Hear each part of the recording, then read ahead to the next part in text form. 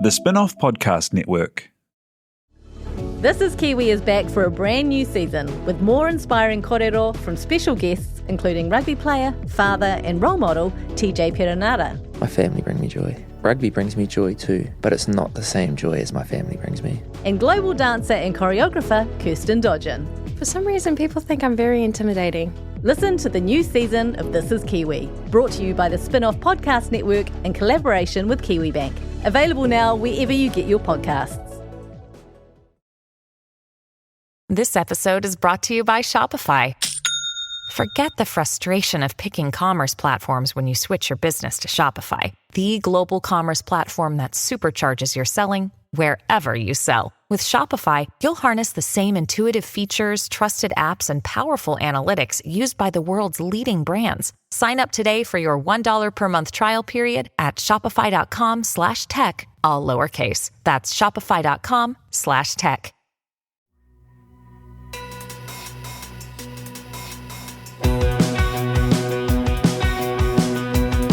No mai, hoki mai, kia ora folds, imahine, ko Duncan Greive, tōku ingoa. Welcome, Glenn. Kia ora, Duncan.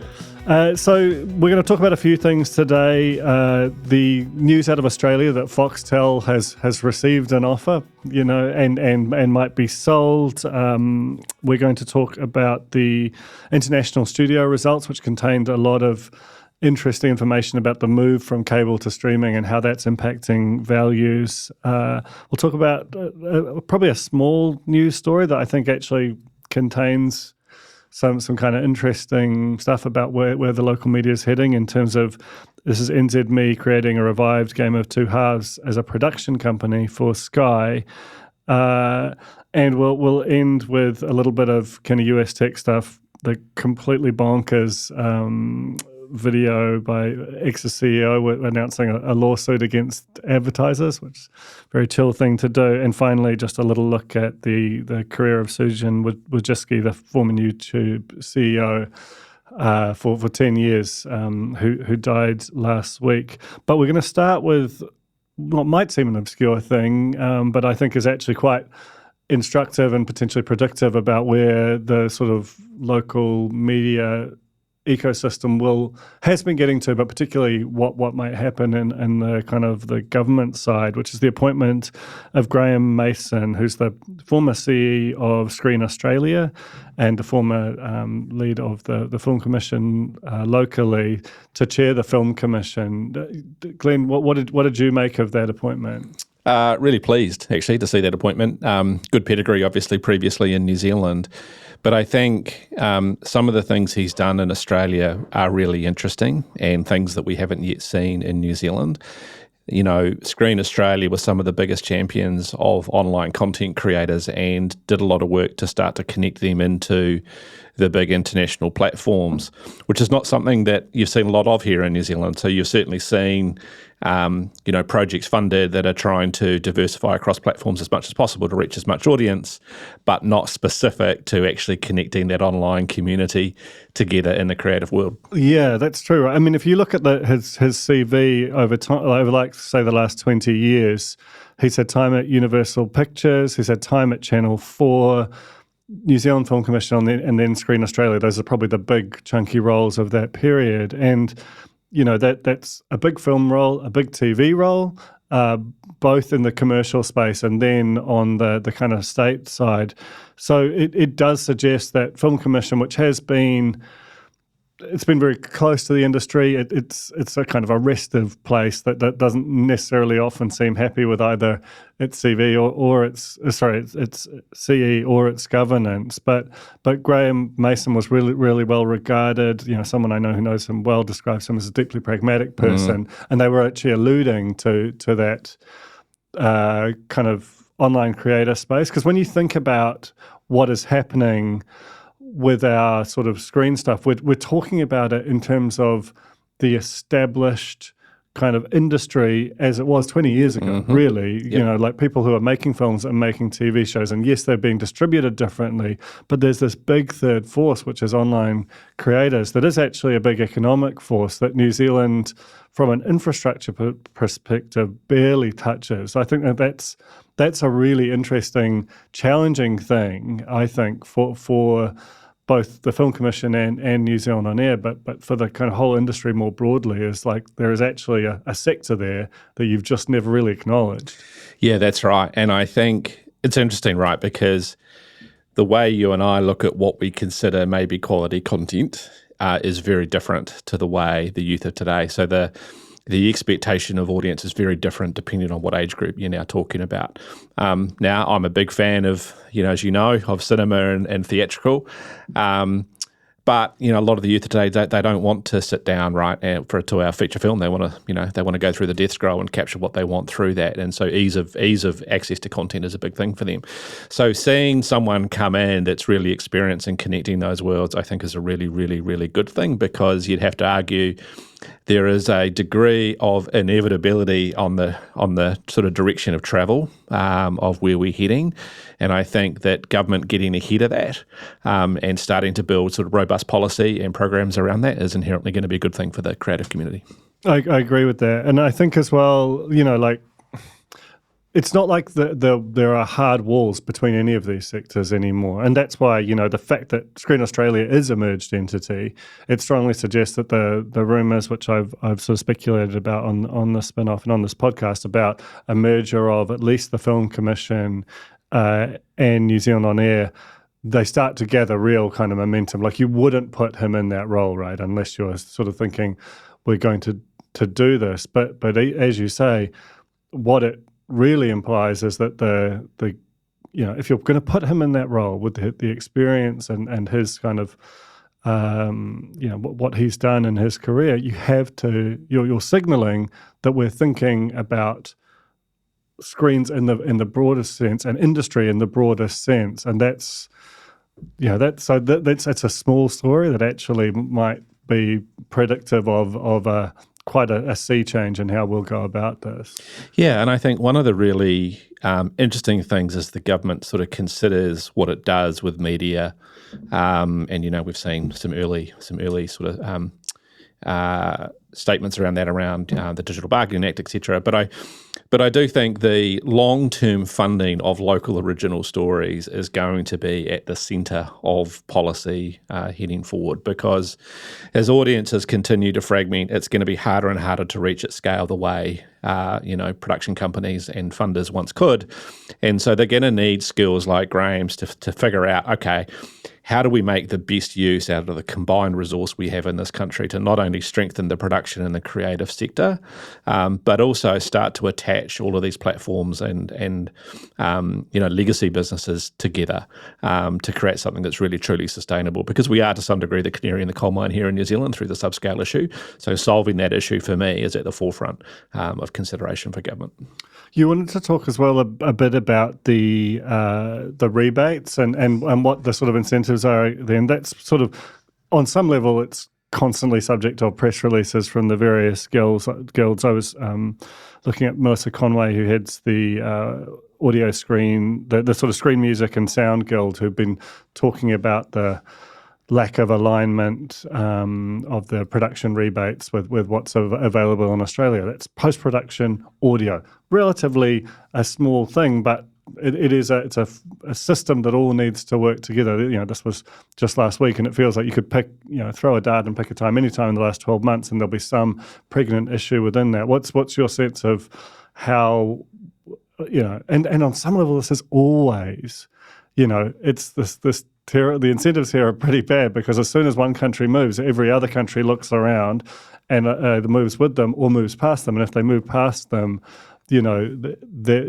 but so you can critique that, but ultimately that's the world that Screen operates in. What is the current status of what we're doing versus Australia? Yeah, so again, Graeme has been instructive in this because he's overseen a lot of the changes in the Australian program over the last 10 years. I think we talked about last week the importance of not just theatrical, but New Zealand production in general, building depth of skills in the creative community and the production community, and what that means for brand New Zealand overseas. So with that as background, New Zealand needs to be competitive on the world stage, right, to be able to attract the right projects into New Zealand to get produced. And so there's two funds that exist that are out there. One is a domestic fund, one is an international fund. And the domestic fund is the one that most companies here in New Zealand will try and tap into, which is a 40% rebate. There's a set of kind of conditions that sit around that, but largely reasonably attainable as long as the spend commitments are met. It's a reasonably attainable fund, and we've seen that used recently in a big decision around, obviously, Shortland Street, which we've talked about. But the other part of this is the international fund, which is split in two parts. So there is a 20% rebate that is available for eligible projects, and then there's a 5% uplift on that if certain conditions are met. And those conditions are largely around New Zealand-based storytelling or content or some form of cultural alignment with New Zealand. Big review last year to kind of get to that point. Australia, however, has two different funds. They have a producer offset fund and a location offset fund. And so on the producer offset fund, on a comparable basis with New Zealand, are offering up to 30%. So they have an extra 5% for international productions to come into Australia and get made.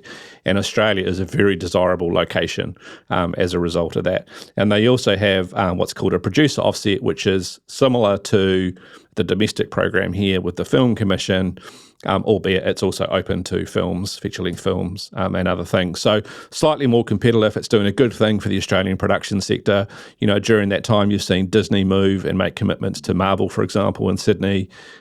You've seen a lot of production, you know, coming out of Australia. The big question is there enough capacity in the system over in Australia? But of course, the more you bring the projects in, the more the economics build, and the more you can start to build out that sector. So ultimately, a good thing. Yeah, it'll be interesting because, you know, even if the current national-led government were inclined to kind of meet what Australia is doing, you know, you've got ACT, which is kind of implacably opposed. So if you think that the current situation, as much as there might be a desire to uplift it, it's very difficult to sort of sell in politically any increase to those rebates. They also have state-level rebates over there, so if that's the basis on which we're competing, it's hard for us to win. Well, and to your point, in Australia, they have thought about the ecosystem. So whether it's visual effects, whether it's sound, you know, post-production, there are different incentives that sit in place for all parts of the production ecosystem. And look, I fundamentally believe that for New Zealand to attract, the right projects, you know, Lord of the Rings may be a bad example because it looks like it's on its way here, but that type of feature-length movie or major production, it is going to have to continue to look at the incentive program to make sure it's competitive, you know, around the world.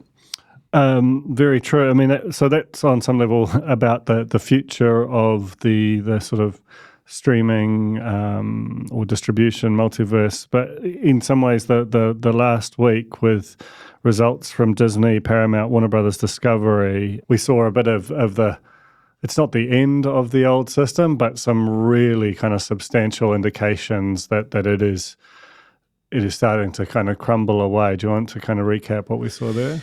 Yeah, so it's earnings season at the moment, and we saw lots of companies report last week, but three major ones were Warner Brothers, Disney, and Paramount. Interestingly, with Paramount and Warner Brothers, both had significant write-downs on their legacy business, and legacy business is what we would term linear television, whether it be cable TV or free-to-air, etc. And so with Warner Brothers, it was about a $9 billion write-down, and with Paramount, about a $6 billion write-down. And so what that's reflecting is recognition that the value that they thought they had in those businesses is now less and significantly less. And so you've hit this kind of interesting point where and so we should just talk about quickly the cable ecosystem. So it makes money two ways. Makes money out of advertising. We all know what's happened to that in the last couple of years. It's absolutely collapsed. And then they also make money out of charging fees for those channels to cable operators to carry those channels.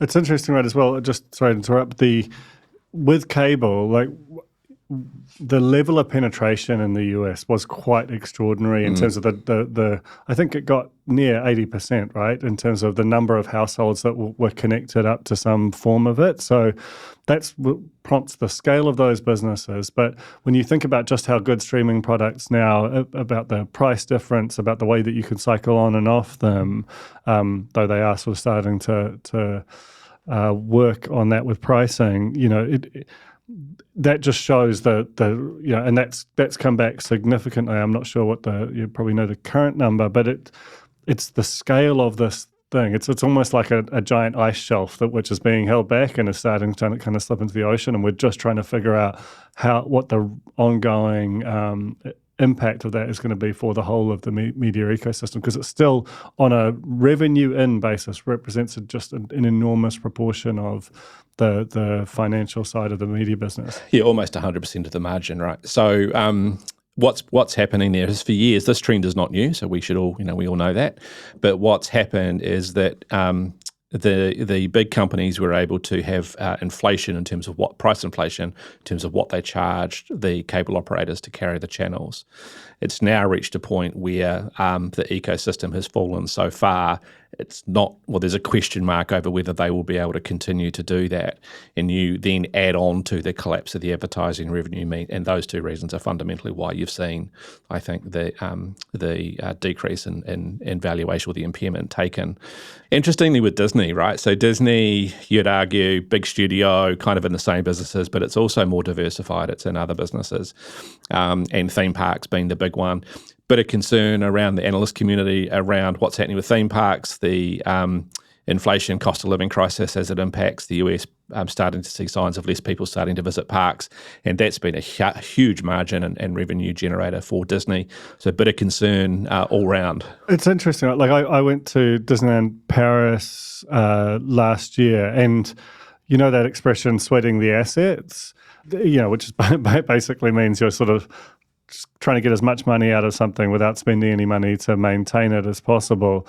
You could really feel that they'd been deferring anything they could on that place. It was a pretty unpleasant experience. But part of what they announced last week was just a massive investment into parks. And I think they've realised the extent to which they've been trying to punch up prices without spending money on it. And I think they're sort of getting to the point where the consumer is starting to kind of negative react to that. Like they announced, for example, it's a section of a park that is all villains, which I think seems like a really smart idea if you think about the way that the culture is kind of relating to different aspects of it. And as Disneyland goes from being a kids thing that adults go along to something that's a big part of like an adult psyche. But it does feel like a long overdue major CapEx announcement. Well, also really reflective, I think, of different CEOs, right? So Bob Chapek, who was in place for a couple of years there, his strategy was very much, let's generate as much margin out of this thing as we possibly can, and reflected in the experience that you had, versus Bob Iger, who's very much thinking about the entire ecosystem and going, how do we make the parks work with our films, with our TV programs, with our consumer products, et cetera, et cetera. One interesting thing, actually, though, about these parks, right? If you think about the volume of people that goes through these parks every day, and if you wanted to make, a couple of $1 million extra a day, charge an extra 25 cents for a turkey leg. They have so many points of monetization in these parks. It is just extraordinary business. Well, yeah, and when you go, you can really feel all the different monetization impacts, I swear to God. This episode is brought to you by Experian.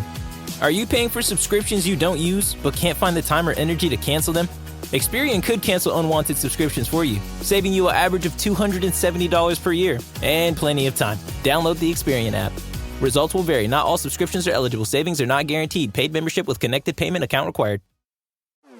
Talofa lava. I'm Madeline Chapman, editor at The Spinoff. If you have the means, consider supporting our high-quality journalism by becoming a Spinoff member. Sign up now at thespinoff.co.nz/donate.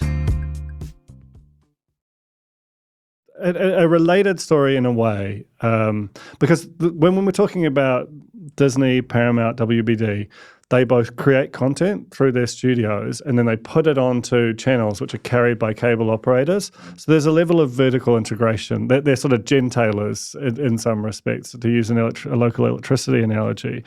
But Sky and Foxtel in Australia are much more just retailers. They buy the rights to shows and they buy the rights to sports. They create the package and they make the product of sports, but they don't actually own it. And then they sell it to consumers either through a satellite business in Sky's case, or through a direct-to-consumer streaming business in the likes of Neon and Sky Sports Now, or KO and Binge are the equivalent products in Australia. There's different things in the markets. I think the most profound one being that, in Australia, they have a lot of free-to-air sport due to their anti-siphoning laws, which has been a real, it's helped create a bulwark around free-to-air in Australia, keep it a lot stronger. But it also means that the total plausible size for a cable-type business like Foxtel is probably smaller, and it's why it's had lower penetration, lower pricing than Sky. But the news that News Corp, which owns Foxtel, has fielded an offer, it said. It basically sounds like it doesn't love the business anymore and is thinking about trying to sell it. What did you make of that? I'm going to go down a couple of rabbit holes here, if that's okay. So News Corp owns 65% of Foxtel, Telstra owned 35%. 2 years ago, Telstra took a majority stake in Foxtel's competitor Fetch. So that's an interesting dynamic in and of itself. So you'd argue, speculating here, that Telstra probably don't want to be in both camps. They'd probably be in the one that they have the majority ownership of. Interestingly, the way that News Corp have couched this is that there was a strategic review of the business that has just coincided in an external third-party offer for the group. At the core here is a really interesting thing. So both News Corp and Telstra had, as shareholders, had quite a significant amount of cash sitting in that business, and News Corp between 600 and 700 million. And if you look at News Corp's businesses and their breadth, their portfolio, there's probably other places where that 600 or 700 million could be allocated that's going to get a greater return in terms of either growth of the business or enterprise value or different things. Real Estate Australia, REA Group, is an enormous juggernaut and they own that segment. So I suspect there's a little bit of desire to be able to reallocate capital from a News Corp point of view. Interesting thing is there a real buyer? Is there not? And the dynamics of that business kind of go back to a little bit of what we were just talking about. Foxtel, back at their peak in sort of 2015, had, I can't remember the exact number, I think it was about 2.9 million traditional pay TV set-top box subscribers. That number's about 1.2 million today, but those subscribers are still paying $90 a month, right, to access all of the content. And whilst they've done very well on streaming with KO and Binge and recently launched Hubble, the people that pay for those services are not paying the same amount as they do on the set-top box. So it's that transition of value that's occurring where it's kind of pennies in the pound per subscriber of what you're able to get. Yeah, it's very applicable to Sky in some ways, that this transaction will give you a decent sense of beyond the kind of day-to-day share price, how the market is viewing companies like Sky. And if this is a real buyer and it's an easy transaction, that's probably quite positive as a kind of an ongoing verdict on Sky. If they struggle to get a buyer or get a price they're happy with, that is a bit of an issue. Yeah, just a couple of observations on the difference between Foxtel and Sky. So Sky have, I think, done a really good job of knowing who their audience are and where they are and kind of maintaining that, and the leadership team, good cost control over the last few years, which has meant that the shareholders have continued to receive pretty good value out of Sky. Foxtel made the decision, seeing the decline in the traditional linear set-top box base, to launch Hubble, their aggregated digital streaming service. Only recently launched. We don't know a lot about the performance yet.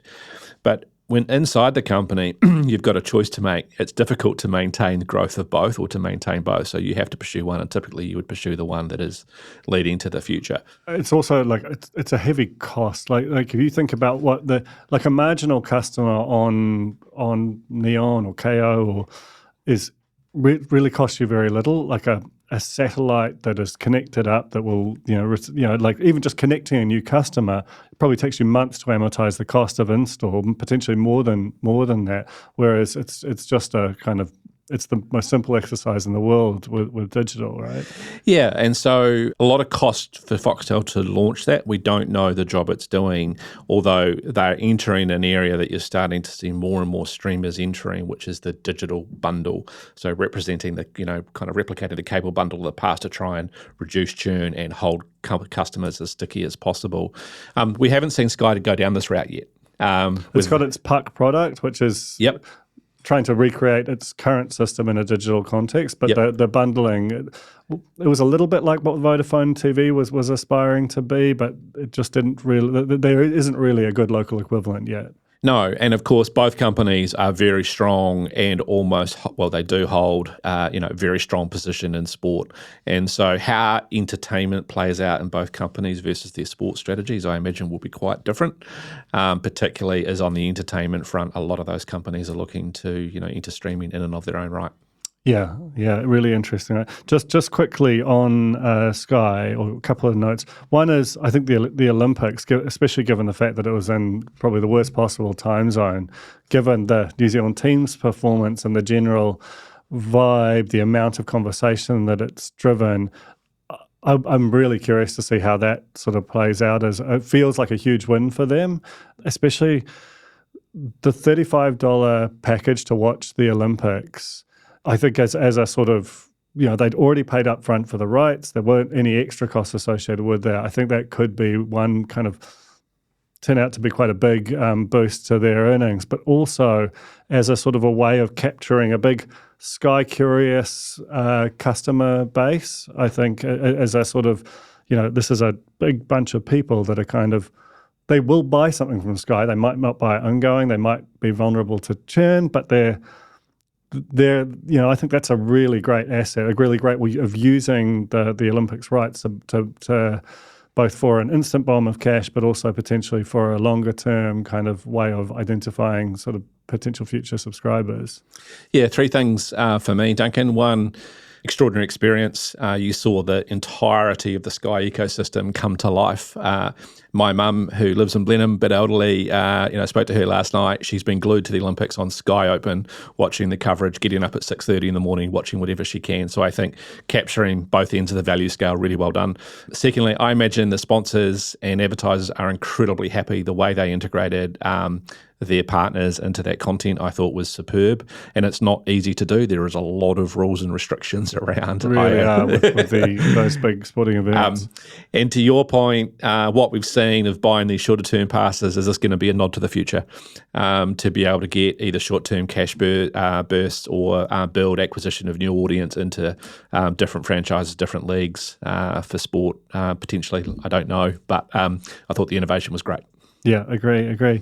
One more quick thing with Sky, that this was sort of announced during the week, and I'd be surprised if it got any pickup at all, but it did seem really interesting to me. So Sky Sport, I think, is reviving A Game of Two Halves, which was a sports-based quiz show that sort of ran in that kind of golden late 90s, early 2000s era, and a lot of, we've also seen Sports Cafe come back as a podcast recently. There's a bit of a revival of the sort of that feeling of an irreverent take on sports in a kind of a cultural sense. There's a feeling that's a thing that helps kind of break it away from a dry kind of just the product itself situation. And if you look at like ESPN, and pardon the interruption, the extent to which shows like that really drive kind of maintained engagement with the product over time. What was really interesting to me was that they're not actually making this themselves. They're tapping NZME's, the ACC, the Alternative Commentary Collective, as essentially a production partner here. And I just thought, in terms of the collaboration between media companies, and particularly I'm such an admirer of the way that the Alternative Commentary Collective has been built out as a world unto itself, and now it's starting to interact with, you can choose it as a commentary stream.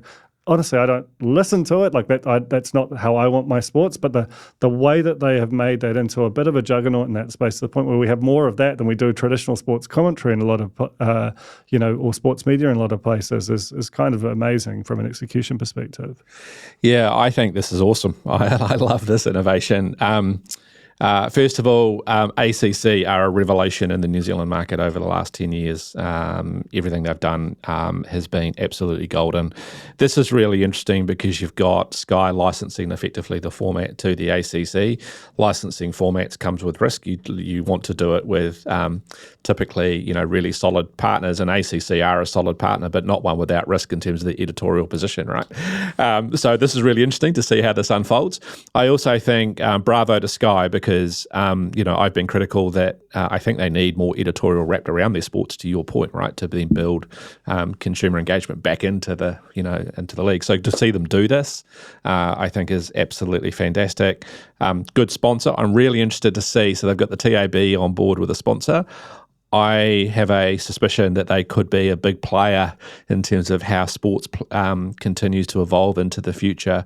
They have reinvented themselves, obviously, in recent times. Sky seemed like a perfect partnership. I'm also interested in the kind of commercial model that sits behind this. Who's going to be getting what? Yeah, absolutely. And the great thing about it from Sky's perspective, and it's in some ways similar to stuff creating the news for WBD, is that there's a huge incentive for the ACC to use all of their channels to promote this thing, to make it as much of a success as possible, because they want to create multiple seasons of this thing. And ideally, if it can grow financially, then the budget gets bigger. So, the incentives are well aligned. It's not like a traditional production house, which largely makes the thing and then says, good luck to you in terms of promotion. They can actually bring it to life as well. And it's something we talked about a couple of weeks ago. Remember, we talked about partnerships and potential consolidation. It's about those complementary assets, right, where you find that opportunity. I don't have to do it all myself. There's something complementary that can, on aggregate, make it better. Absolutely. And around the TAB, if you just have to listen to any American sports podcast and just hear the amount of DraftKings type or FanDuel that is just, ever since they basically legalized sports betting in a bunch of states over there, they have become by far the biggest funders of sports media. And it isn't typically the core sports media. It's the wraparound stuff, which in New Zealand still feels a bit thin. I mean, the TAB now owns SENS, which is the sports radio network.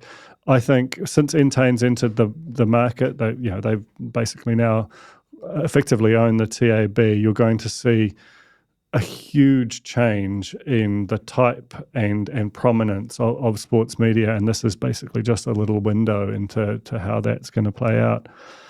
So finally, let's do a couple of hits on US tech. You sent this to me on LinkedIn. It's become a phenomenon to the point where there's an exceptionally good Daily Show parody. But just tell me what we saw with, is it Linda Yaccarino? Linda Yaccarino. Yeah, so for those of you who don't know, Linda Yaccarino used to be the head of global advertising for NBCU. And when Elon Musk decided to purchase Twitter, now X, Linda was put in as CEO, clearly as a nod to building that advertising, right, as part of the platform.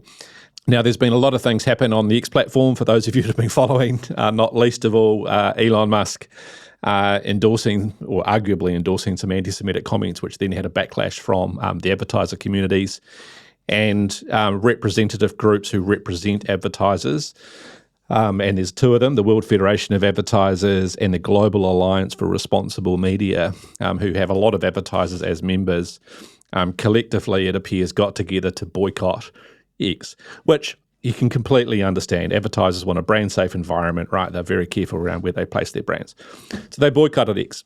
X, in retaliation, under Linda Yaccarino, decided, we're going to sue these advertising groups and some of its members, and this incredible video that she posted on X and on LinkedIn, effectively attacking the advertising community. So the very people that fund them are the very people that they're now suing because in the first instance they haven't created enough safety for advertisers to exist. It's a really, in terms of this is where we're at right now as a culture. You just think about the kind of, the fact that you had videos spreading widely on X that encouraged like riots in the UK, which Elon Musk effectively endorsed. They're like, well, yeah, that does sound like quite an unsafe environment for a brand. Though to be fair to him, I don't think many of the other social media companies are like drastically better. They've all got kind of wild stuff happening there at all times. There are full-time reporters whose whole beat it is to say, are you seeing this shit? But at the same time, the typical corporate strategy is to say, this is a problem, we're doing something about it, we've got this team over here, and then nothing really happens, but, you at least kind of pretend like you agree that it's a problem.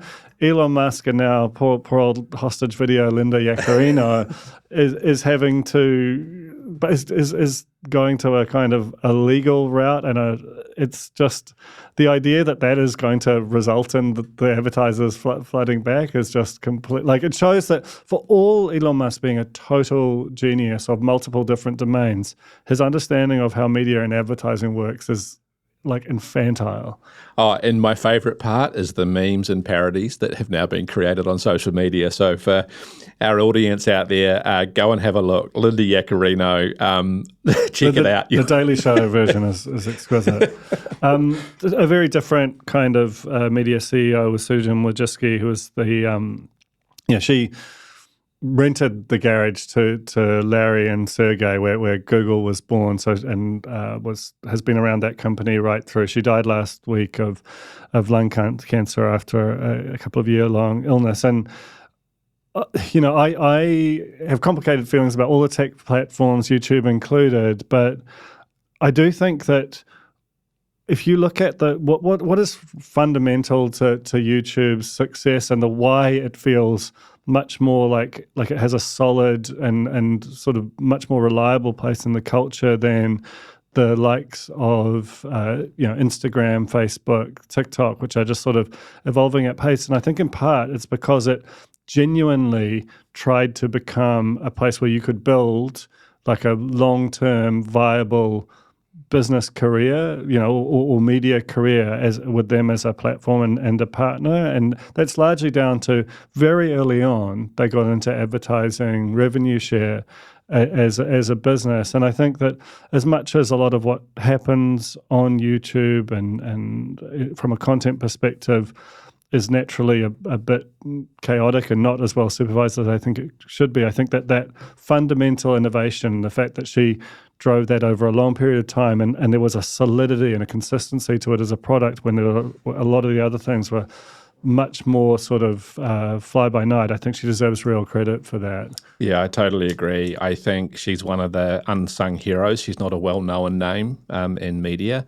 And I would describe YouTube again in a complete category of their own that are continuing to evolve. I mean, it's interesting, right? You go back to the early days of what you're talking about, the utility for businesses, brands, and content creators, right, to access that platform. The barriers to entry were very low. It was very easy to get in and create an audience and create scale. And now you're seeing YouTube still do that and do that better than anyone else, but evolve into really professionally curated content through these revenue share deals and have more and more utility with an ever-expanding audience and continuing to grow. And that's happened under her leadership. So really extraordinary. Yeah, and you look at, you can basically buy cable television through YouTube in the US. They've got a music subscription service. If you think about the sort of haphazard, I think, kind of dangerous way that Meta develops its products and will encourage a whole heap of work in an area, then drop it cold and never look back. The contrast that with YouTube, which works much more strategically, has a much more genuine engagement with both advertisers and its creators, and is ultimately it starts to profile much more like with aspects of it like a traditional media company, or certainly one that can have meaningful, enduring relationships with traditional media companies, by contrast to, the Facebook, which had its sort of pivot to video, which encouraged people to set up and distribute news through there, and then said, actually, no one wants anything to do with news. It's just, there's such a study in contrast in terms of what leadership and strategy looks like. And I think were YouTube to be broken away from Google, which could still absolutely happen, you would very rapidly see it become a $1 trillion business. And I think potentially eclipse the value of Meta because it is just run so differently. Yeah, and a real nod to the right strategy, stay in the course. Right, they haven't pivoted too far in either direction. They knew who they were from the get-go, and they've stuck at it, and they're the best at it. Totally agree, and RIP to Susan on that. Hey, this was really fun again. We've got one more before you go overseas, so I'll see you next week. But thanks so much for coming up, Glenn. Thanks, Duncan.